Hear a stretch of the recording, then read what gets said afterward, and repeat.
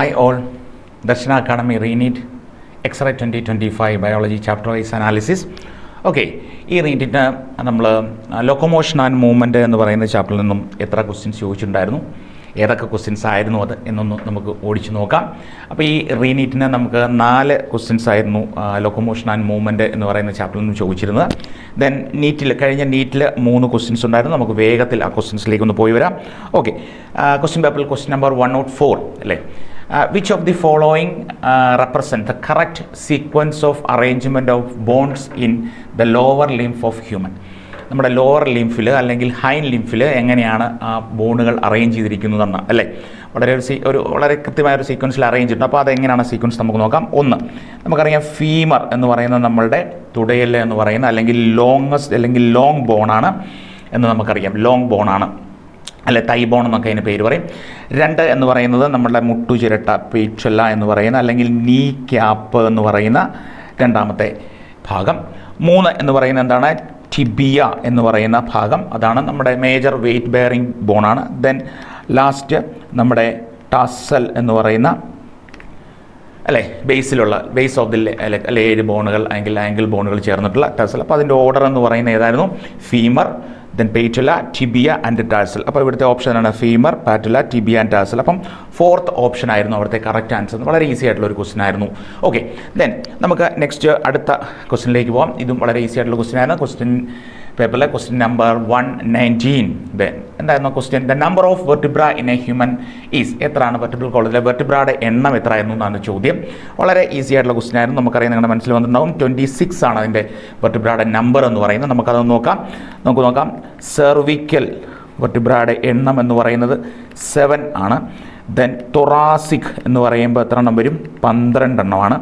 Then ലൂംബാർ എന്ന് പറയുമ്പം എത്ര എണ്ണം വരും, 5 ആണ്. ദെൻ സാക്രൽ എന്ന് പറയുമ്പം 1 എണ്ണം ആണ്. അത് 5 എണ്ണം ഫ്യൂസ് ചെയ്തിട്ട് 1 എണ്ണമാണ് കാണാറ്. ലാസ്റ്റ് വൺ എന്താണ്, കോക്സീജിയൽ എന്ന് പറയുമ്പം എന്താണ്, അതും 1 എണ്ണമാണ്. അതും ഫ്യൂസ്ഡ് ഫോമിലാണ്, 4 എണ്ണം ഫ്യൂസ് ചെയ്തിട്ടാണ് കാണാറ്. ഇതാണ് അതിൻ്റെ ഓർഡർ എന്ന് പറയുന്നത്. അപ്പം 12, 7, 19, 5, 24, 26 വെർട്ടിബ്രാസ് ആണ് നമുക്ക് കാണാറ്. ഇതും വളരെ ഈസി ആയിട്ടുള്ള ക്വസ്റ്റ്യൻ ആയിരുന്നു. അപ്പം അതും എല്ലാവർക്കും കിട്ടിയെന്ന് വിചാരിക്കുന്നു. ഓക്കെ, ദെൻ അടുത്ത ക്വസ്റ്റ്യനിലേക്ക് നമുക്ക് പോവാം. ഓക്കെ, നെക്സ്റ്റ് ക്വസ്റ്റ്യൻ പേപ്പറിലെ 163 ആയിരുന്നു ക്വസ്റ്റ്യൻ നമ്പർ. നമുക്ക് നോക്കാം ഏതായിരുന്നു question. Muscle contraction is initiated by a signal sent by the central nervous system by the release of dash അല്ലേ. അപ്പോൾ ഈ ക്വസ്റ്റ്യൻ നമ്മുടെ മസിൽ കോൺട്രാക്ഷനുമായിട്ട് ബന്ധപ്പെട്ട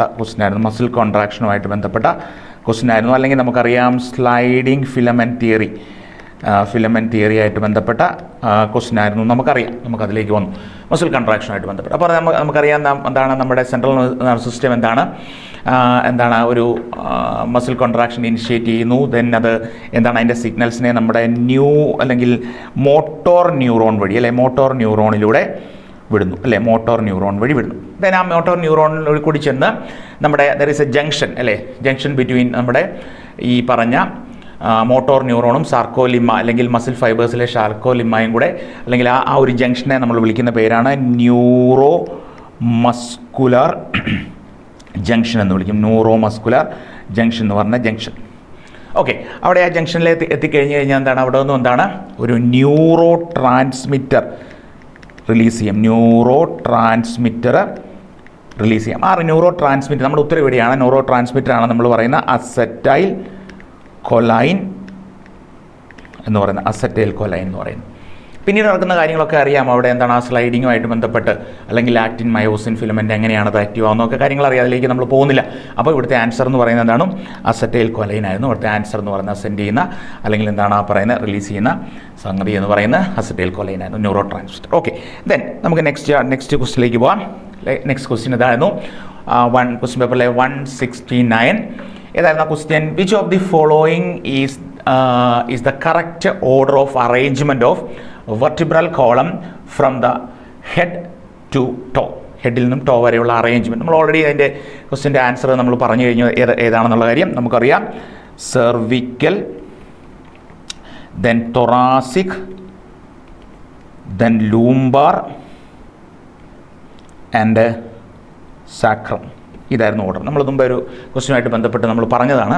അപ്പം എന്താണ്, ഒന്ന് cervical vertebra, thoracic vertebra, lumbar vertebra, sacrum, ഇതായിരുന്നു അതിൻ്റെ ഓർഡർ. അപ്പം ഇവിടെ ഓപ്ഷൻ 1 ആണ് അവിടുത്തെ ആൻസർ എന്ന് പറയുന്നത്. ഇതും വളരെ ഈസി ആയിട്ടുള്ളൊരു ക്വസ്റ്റ്യൻ ആയിരുന്നു. അങ്ങനെ വളരെ ഈസി ആയിട്ടുള്ള 4 ക്വസ്റ്റ്യൻസ് ആയിരുന്നു ലോക്കോമോഷൻ ആൻഡ് മൂവ്മെൻറ്റ് എന്ന് പറയുന്ന ചാപ്റ്ററിൽ നിന്നും ചോദിച്ചിരുന്നത്. എല്ലാവർക്കും അത് കിട്ടിയെന്ന് വിചാരിക്കുന്നു. വളരെ ഈസി ക്വസ്റ്റ്യൻസ് ആയിരുന്നു അതിനകത്തൊന്നും, ആ ചാപ്റ്ററിൽ നിന്നും അല്ലെങ്കിൽ ആ ഭാഗത്തുനിന്നും നമ്മളോട് ചോദിച്ചിരുന്നത്. അപ്പോൾ അതുകൊണ്ട് എല്ലാവർക്കും അത് കിട്ടിയെന്ന് വിചാരിക്കുന്നു. മറ്റൊരു ചാപ്റ്ററുമായിട്ട് നമ്മൾ നെക്സ്റ്റ് എത്തും. Okay, thank you.